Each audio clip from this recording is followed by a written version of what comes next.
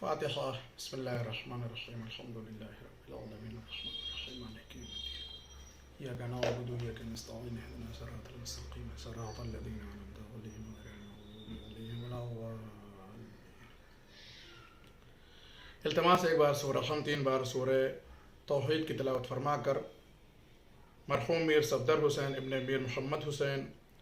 حسینی بیگم مرحومہ بنت میر حمزہ حسین اور میر دلاور حسین ابن میر صفدر حسین، مشتاق حسین ابن میر صفدر حسین اور میر الطاف ابن میر احمد حسین صاحب کی ارواح کو ایصال فرما دیجیے.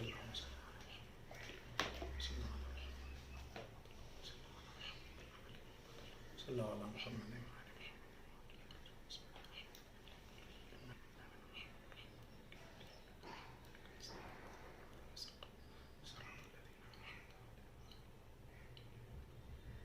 بسم اللہ الرحمن الرحیم. بسم اللہ الرحمن الرحیم.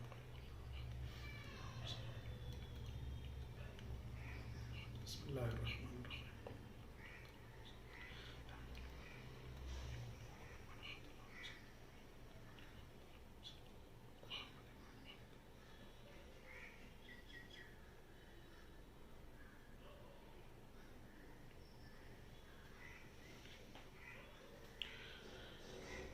لا حول ولا قوة إلا بالله العلي العظيم. أعوذ بالله من الشيطان اللعين الرجيم. بسم الله الرحمن الرحيم. الحمد لله رب العالمين بارئ الخلائق أجمعين باعث الأنبياء والمرسلين. الصلاة والسلام والتحية والإكرام على أشرف الأنبياء وأفضل المرسلين سيدنا ونبينا وحبيب قلوبنا وطبيب نفوسنا وشفيع ذنوبنا مولانا ومولى ثقلين جد الحسن والحسين بالقاسم المصطفى محمد وعلى أهل بيته الأطهرين الأطهرين الأكرمين المعصومين المظلومين المنتخبين المنتجبين الذين أذهب الله عنهم الرجس وطهرهم تطهيرا. اللهم صل على محمد. واللعنة الدائمة الباقية على أعدائهم وقتلتهم وغاصب حقوقهم ومنكر فضائلهم وعصمتهم وولايتهم وطهارتهم والشاكين فيهم والمنحرفين عنهم أجمعين من الآن إلى يوم الدين. أما بعد فقد قال رسول الله صلى الله عليه وآله وسلم بني الإسلام على 5 أشياء: الصلاة والزكاة والحج والصوم والولاية. ارشاد حضور سرور کائنات حضرت محمد مصطفیٰ صلی اللہ علیہ وآلہ وسلم ہے کہ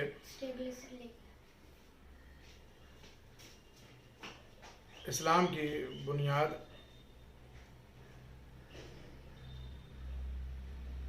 پانچ چیزوں کے اوپر ہے. پہلی چیز کا نام ہے نماز، دوسری چیز کا نام ہے زکوٰۃ، تیسری چیز کا نام ہے حج، چوتھی چیز کا نام ہے روزہ اور پانچویں چیز کا نام ہے ولایت. یہ 5 چیزیں ایسی ہیں کہ جن پر دین منحصر ہے، جن پر دین کی بنیاد ہے، اور ان 5 کو پوری احتیاط اور پوری توجہ کے ساتھ انجام دینا ہے تاکہ دین کی بنیاد میں کوئی خلل نہ آنے پائے. ان میں کسی طریقے کی کوئی کوتاہی نہیں کرنی ہے تاکہ دین کی بنیاد کمزور نہ ہونے پائے. اسلام کی بنیاد کو، اپنے اسلام کی بنیاد کو اگر مضبوط کرنا ہے یا مضبوط رکھنا ہے تو انسان ان 5 چیزوں کے اوپر پوری طریقے سے مکمل شدت کے ساتھ عمل پیرا ہو.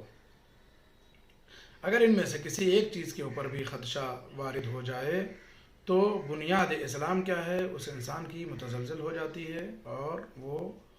کمزور ہو جاتی ہے. جن میں سب سے پہلی چیز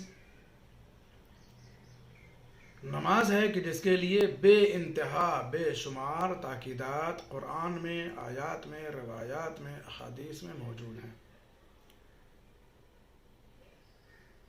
اس نماز کے سلسلے میں طرح طرح سے بندوں کو سمجھایا گیا ہے، بندوں کو بتایا گیا ہے، بندوں کو ڈرایا گیا ہے، بندوں سے جو ہے وہ کیا ہے اس نماز کے سلسلے میں ہر طرح سے قدرت نے قرآن کے آیات کے ذریعے سے، محمد اور آل محمد نے اپنی احادیث اور اپنے اقوال کے ذریعے سے یہ سمجھانے کی کوشش کی ہے کہ دین میں سب سے اہم ترین عبادت کا نام نماز ہے۔ اور روایتوں میں یہ بات بھی موجود ہے کہ روز محشر سب سے پہلے جس چیز کے بارے میں سوال کیا جائے گا وہ نماز ہی ہے، کہ جس کے بارے میں سب سے پہلے سوال کیا جائے گا کہ بھئی نماز پڑھی کہ نہیں پڑھی، اللہ کی عبادت کی یا نہ کی۔ اور اگر یہ نماز جو ہے وہ اللہ کی بارگاہ میں قبول ہو گئی تو معصوم علیہ السلام ارشاد فرماتے ہیں کہ ہر عمل قابل قبول ہے، اور اگر یہ نماز اللہ کی بارگاہ میں قبول نہ کی گئی تو کسی بھی اعمال کی قبولیت کی کوئی ذمہ داری نہیں ہے۔ اس نماز کو انتہائی احتیاط کے ساتھ پڑھنا چاہیے، اس نماز کو انتہائی اطمینان کے ساتھ پڑھنی چاہیے، اس نماز کو انتہائی خضوع و خشوع کے ساتھ پڑھنی چاہیے، اس نماز کو انتہائی توجہ کے ساتھ پڑھنا چاہیے، اس نماز کو اس کے ارکان اور اس کے واجبات کی مکمل ادائیگی کے ساتھ ادا کرنا چاہیے، اس نماز کو سلیقہ عبادت کے ساتھ ادا کرنا چاہیے، اس نماز کو صحیح معنوں میں جو کلمات، جو سورے، جو اذکار پڑھے جاتے ہیں ان میں ان سب کے ترجمے اور معانی کے ساتھ پڑھنا چاہیے، یعنی اس کی طرف متوجہ بھی رہے، معانی کی طرف، تراجم کی طرف کہ وہ کیا کر رہا ہے اور کیا کہہ رہا ہے۔ نماز کے سلسلے میں پیغمبر اسلام سے لے کر کے اور امام آخر تک ہمارے ہر امام معصوم نے متعدد مقامات پر تاکیدیں کی ہیں، نماز پڑھنے کی بھی، نماز کو قائم کرنے کے لیے بھی۔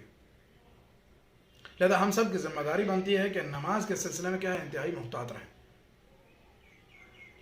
اس لیے کہ سب سے پہلے محشر میں اگر قیامت میں کوئی چیز پوچھی جائے گی تو نماز ہی پوچھی جائے گی کہ پڑھ کے آئے گا نہیں پڑھ کے آئے گا، لے کے آئے گا نہیں لے کے آئے گا۔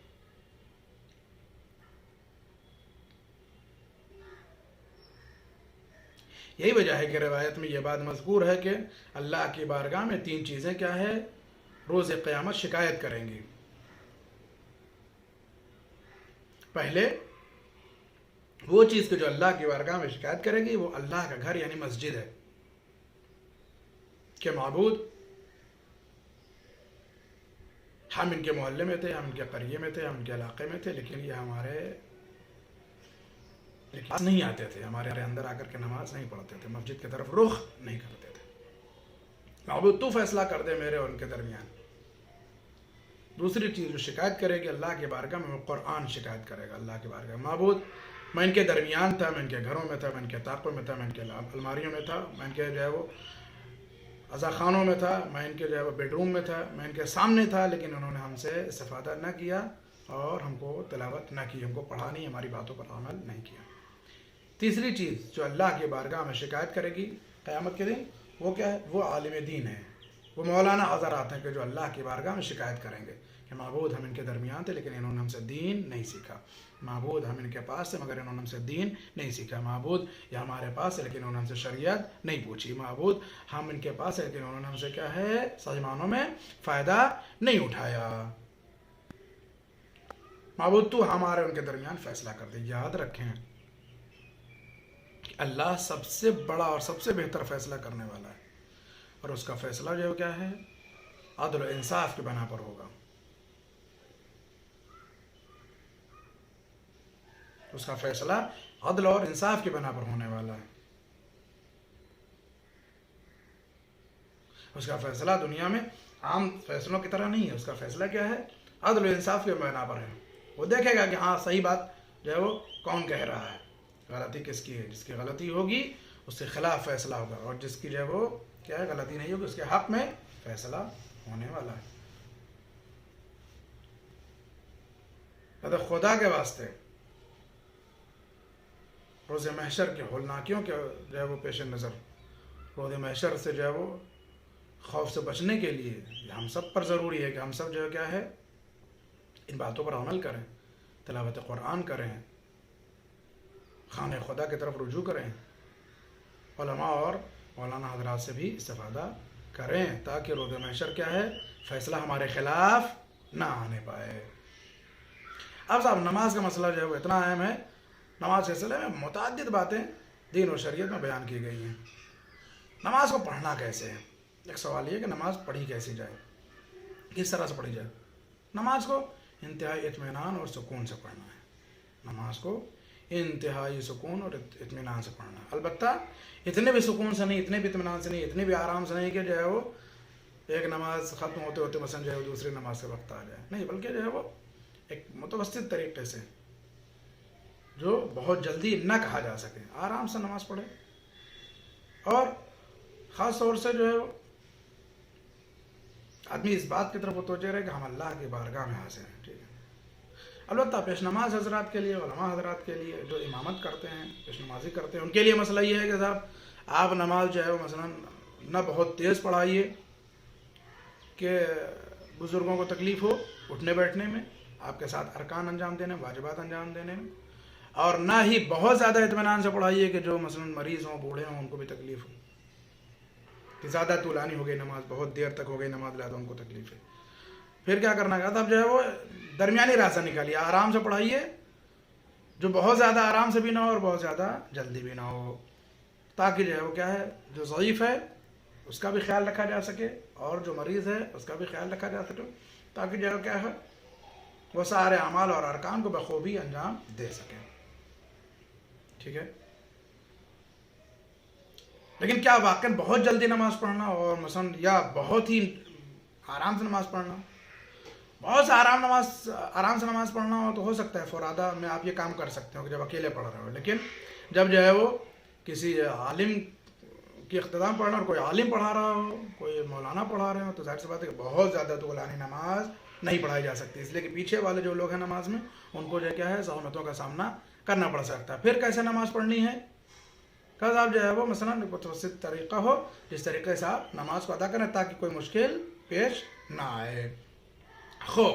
اب مسئلہ جو ہے وہ کیا ہے کہ کس طرح سے واقعا جو ہے وہ عملی طور پر کس طرح سے نماز ادا کی جائے کہ وہ صحیح نماز کہی جائے۔ تو اس کے لیے جو ہے وہ سمجھنا اگر ہے اس مسئلے کو تو ایک واقعہ سمجھ واقعہ کہتا مولا امیر المومنین حضرت علی بن ابی طالب صلوات اللہ وسلم علیہ مسجد میں آئے، دیکھا ایک شخص جو ہے وہ بہت تیز نماز پڑھ رہا ہے۔ ہوتے ہیں نا کچھ لوگ نہیں معلوم کب جو ہے وہ انہوں نے نیت کی اور کب جو ہے وہ سورہ ختم ہوا اور کب جو ہے وہ انہوں نے رکوع سجود ختم کیا اور کب تشہد السلام ختم ہوا، نماز تمام ہو گئی، اتنی تیز نماز پڑھتے ہیں۔ تو اسی طریقے کا وہ بندہ تھا، امام نے دیکھا کہ وہ نماز پڑھ رہا ہے اور جو ہے وہ اتنی تیز نماز پڑھی کہ فوراً جو ہے مثلا شروع کیا اور فوراً ختم ہو گئی۔ امام نے اسے بلا کے تنبیہ کی، یا یہ کہ مثلا جو اسے آپ نے ڈرایا کہ اس طرح سے نماز پڑھا تم نے، اس نماز کا کیا مطلب ہے، اس نماز کا کیا فائدہ ہے، اتنی تیز بھی کوئی نماز پڑھتا ہے، مثلا اتنی عجلت کس بات کی ہے، اتنی جلدی کس بات کی ہے، پھر سے نماز پڑھو۔ امام نے فرمایا پھر سے نماز پڑھو، اتنی تیز نماز تم نے پڑھی اس کا کوئی فائدہ نہیں ہے۔ چنانچہ جو ہے وہ اس نے دوبارہ نیت کی۔ اب جو ہے وہ راوی کہتا ہے کہ جب اس نے دوبارہ نیت کی تو چونکہ مولا بیٹھے ہوئے ہیں، مولا کے خوف سے اب جو اس نے جو ہے وہ نماز پڑھنا شروع کی، تو اب انتہائی طولانی نماز، اب جو ہے بڑے جو ہے وہ مخارج کے ساتھ ادائیگی، تجوید کے ساتھ ادائیگی ہے نا، اور جو ہے بہت ہی سکون اور اطمینان کے ساتھ ایک ایک لفظ، ایک ایک جملہ، ایک ایک کلمہ ادا کر رہا ہے، اور بہت دیر تک نماز پڑھا اس نے۔ بہت دیر کے بعد جب نماز تمام ہوئی تو اس نے مولا سے خطاب کر کے کہا کہ مولا اب بتائیے اب میری نماز صحیح ہے؟ تو مولا نے کہا نہیں، تیری پہلی ہی والی نماز کیا ہے، صحیح تھی۔ کہ مولا وہ اگر پہلی والی صحیح تھی تو پھر آپ نے ہمیں ڈانٹا کیوں اور پھر سے ہمیں کیوں نماز پڑھوایا؟ تو آپ نے کہا کہ چونکہ پہلی والی نماز جو تھی تیری ہے وہ جیسی بھی تھی خدا کے لیے تو تھی، جیسی بھی تھی وہ خدا کے لیے تو تھی، لیکن یہ جو تیری نماز ہے یہ جو ہے وہ خدا کے لیے نہیں تھی بلکہ میری تلوار کے خوف سے تھی، تو مجھے یہ ڈر تھا کہ مولا بیٹھے ہوئے ہیں تلوار لے کر کے، ہے نا.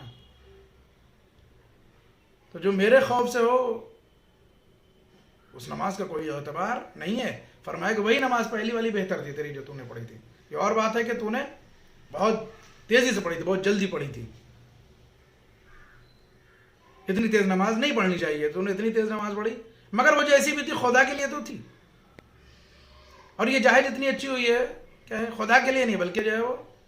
میرے خوف سے تو نے اتنی اطمینان سے پڑھی. تو اب دو باتیں واضح ہیں. تو یہ کہ مولا امرالمومنین یہ بتلانا چاہتے ہیں کہ بہت اطمینان سے نماز نہیں پڑھنی ہے اور بہت جلدی بھی نماز نہیں پڑھنی ہے، بلکہ متوسط طریقہ اپنایا جائے. نہ بہت تیز نماز پڑھی جائے، نہ بہت اطمینان سے نماز پڑھی جائے، نہ بہت جلدی نماز پڑھی جائے، نہ بہت ہی آرام کے ساتھ نماز پڑھی جائے. یہ ایک سبق ہے. دوسرا جو ہے وہ اس میں پیغام یہ اس واقعے میں کہ مولا یہ فرمانا چاہ رہے ہیں کہ اگر نماز پڑھ رہے ہو تو خدا کے لیے پڑھو، جیسی بھی ہو. ٹھیک ہے، تمہارا سلیقہ ہے نماز پڑھنے کا، یہ اللہ دیکھے کیا کرنا ہے اس نماز کا، قبول کرنا ہے کہ نہیں کرنا ہے. لیکن جو ہے وہ جیسی بھی پڑھو وہ اللہ کے لیے پڑھو، جیسی بھی پڑھو خدا بند کریم کے لیے پڑھو، جیسی بھی پڑھو اپنے معبود کے لیے پڑھو، جو کم سے کم یہ کہے جانے کے لائق ہو کہ یہ خدا کے لیے، یہ معبود کے لیے، یہ اللہ تعالیٰ کے لیے نماز پڑھی گئی ہے، تاکہ اللہ بھی جو ہے اس نماز کو قبول کر سکے. ٹھیک ہے، یعنی دل میں صرف اللہ ہو، سوائے اللہ کے کوئی دوسرا نہ ہو. ما سوا غیر اللہ کوئی عبادت کیا ہے، پروردگار کی بارگاہ اقدس میں قابل قبول نہیں ہے. جو کچھ بھی ہو اللہ کے لیے ہو. تکبیر ہو تو اللہ کے لیے، حمد ہو تو اللہ کے لیے، سورہ ہو تو اللہ کے لیے، ذکر رکوع و سجود ہو تو اللہ کے لیے، قیام و قعود ہو تو اللہ کے لیے،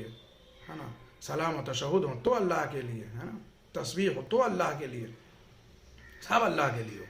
اگر اللہ کے لیے ہے تو قابل قبول ہے، اللہ کے لیے نہیں ہے تو قبول ہونا مشکل ہے. اس نماز کے لیے بے انتہا تاکیدیں کی گئی ہیں، بے انتہا جو ہے وہ اس کے سلسلے میں فضائل بیان کیے گئے ہیں، اس کی فضیلتیں بے شمار بیان کی گئی ہیں. یہ نماز جو ہے وہ کیا ہے، انسان کے لیے شرف ہے، انسان کے لیے کیا ہے، عظمت ہے، انسان کے لیے باعث بخشش ہے، انسان کے لیے باعث جو ہے افزائش رزق ہے. رزق بڑھتا ہے نماز پڑھنے سے، چہرے پر نور آتا ہے نماز پڑھنے سے، چہرے پر نورانیت آتی ہے، خوبصورتی آتی ہے انسان کے اندر، دل بھی خوبصورت ہوتا ہے، جسم اور صورت بھی انسان کی کیا ہے، اچھی اور بھلی ہوتی ہے. صورت انسان کی قبر میں اجالے کا ذریعہ ہے. جب تاریکی ہوگی، اندھیرا ہوگا، تو یہی نماز ہوگی جو انسان کے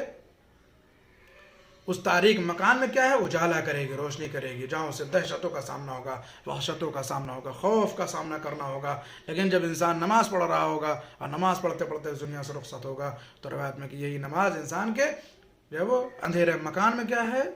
روشنی کا سبب بنے گی، اور انسان کے شفاعت کا بھی سبب بنے گی، انسان کی نجات کا سبب بھی بنے گی، انسان کی جو کیا ہے جنت میں داخلے کے لیے بہترین چیز ہے کیا، نماز. نماز کیا ہے، ہر لحاظ سے دنیاوی فوائد بھی ہیں اور دینی فوائد بھی ہیں. صبح کی نماز کے بھی دنیاوی اور دینی فائدے ہیں، ظہر کی نماز کے بھی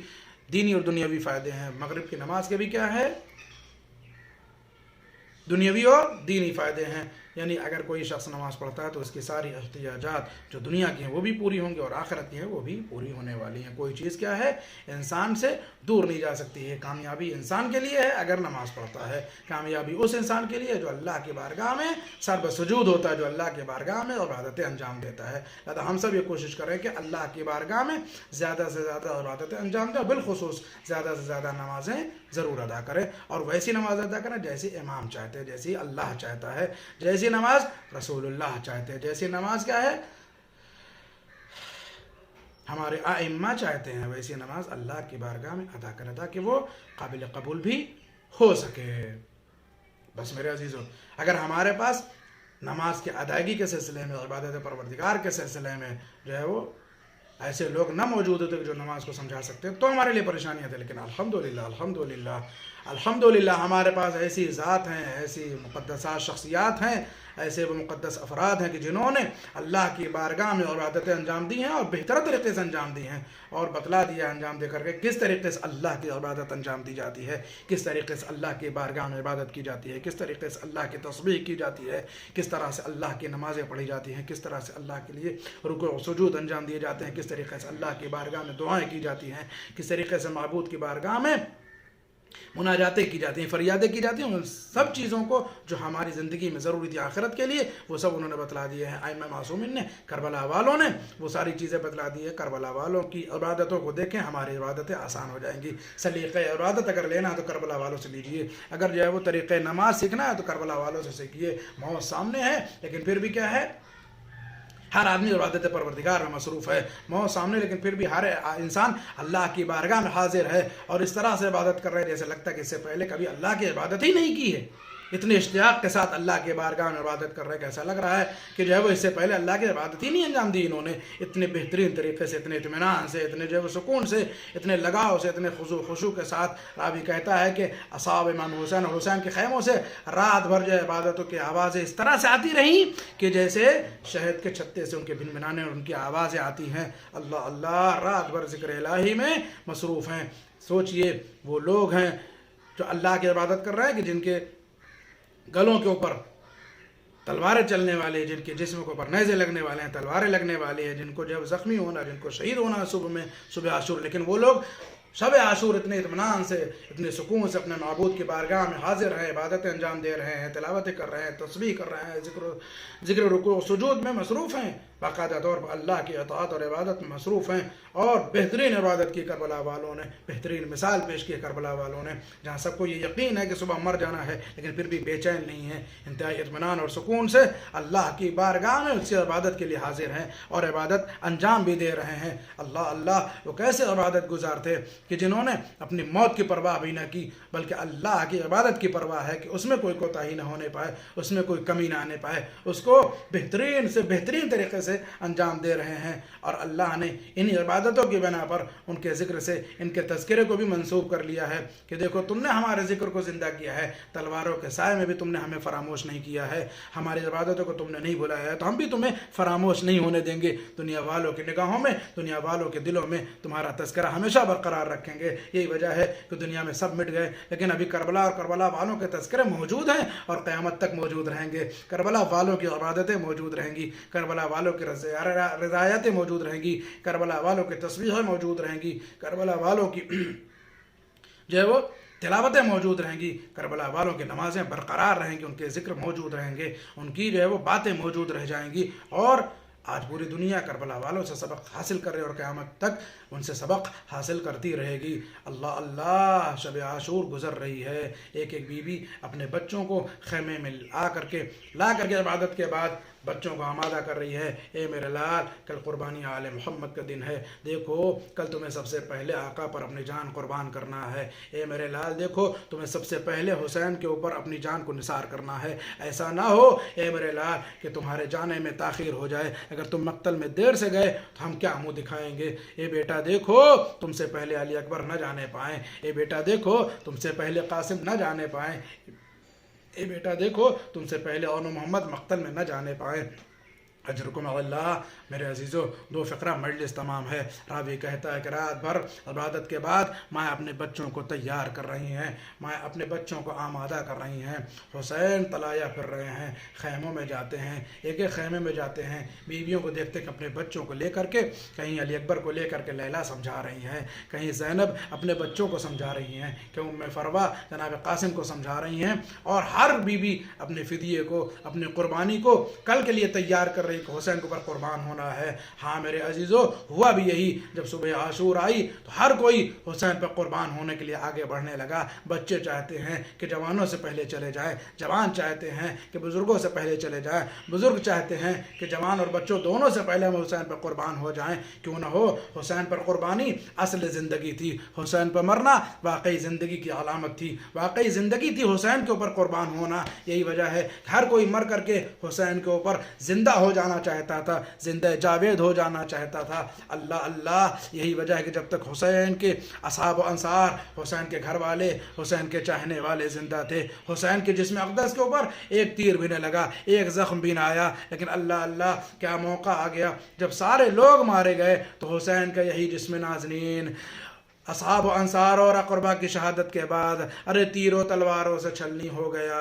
راوی کہتا ہے ہزاروں زخم حسین کے جسم اقدس کے اوپر لگے ہوئے ہیں، حسین زین ذوالجناح پر ڈگمگانے لگے، زمین کربلا کی طرف آتے ہیں، آواز دیتے ہیں اے اماں، ارے حسین کے لیے آ جائیے۔ راوی کہتا ہے مقتل میں آواز گونجی، ولدی ولد، اے میرے لال، اے میرے لال حسین، تیری ماں تیرے سامنے آ گئی ہے۔ ماں نے ہاتھوں کو پھیلا دیا، آغوش میں سر لے لیا، شمر کا کند خنجر ماں کی آغوش میں حسین کے خشک گلے پر چلا۔ ماں فریاد کرنے لگی اے میرے لال، ارے میں تجھے کیسے بچاؤں، اے شمر، ارے میرا لال بھوکا اور پیاسا ہے، بے خطا ہے۔ شمر نے حسین کے سر و تن میں جدائی کی، فضا میں آواز گونجی، الا قتل الحسین بکربلا، الا ذبح الحسین بکربلا، انا للہ و انا الیہ راجعون، رضا بقضائہ و تسلیما لامرہ، وسيعلم الذين ظلموا أي منقلب ينقلبون، الہی بحق الزہرا و ابیہا و بعلیہا و بنیہا و سر المستودع فیہا، پروردگارہ تجھے واسطہ محمد اور آل محمد کا ہماری سعادت قبول فرما، جہاں جہاں بشیوان درقرار ان کی جان و مال و اولاد و آبرو کی محافظت فرما، اتباعات عالیات روزات مقدسات کو محفوظ فرما، میرے اللہ علماء علامہ راج کرام کی محافظت فرما، ہمارے امام کے ظہور میں تعجیل فرما، جن مرحومین کے ایصال ثواب کے لیے مجلس برپا کی گئی، اس مجلس کا ثواب ان کے ارواح کو ایصال فرما، ان کے درجات کو بلند فرما، میرے اللہ تجھے واسطہ محمد اور آل محمد ہمارے امام کے ظہور میں تعجیل فرما، ہم سب کو ان کے مخلص عوام انصار میں شمار فرما، ربنا تقبل منا انک انت السمیع العلیم وتب علینا انک انت التواب الرحیم۔ التماس ایک بار سورہ حمد، 3 بار سورہ اخلاص کی طاعت فرما کر مرحوم صفدر حسین ابن میر محمد حسین، حسینی بیگم مرحومہ بنت میر حمزہ حسین، میر دلاور حسین ابن میر صفدر حسین، میر مشتاق حسین ابن میر صفدر حسین، میر الطاف حسین مرحوم ابن میر احمد حسین صاحب کی روح کو ایصال فرما دیجیے۔ اللہم صلی علی محمد۔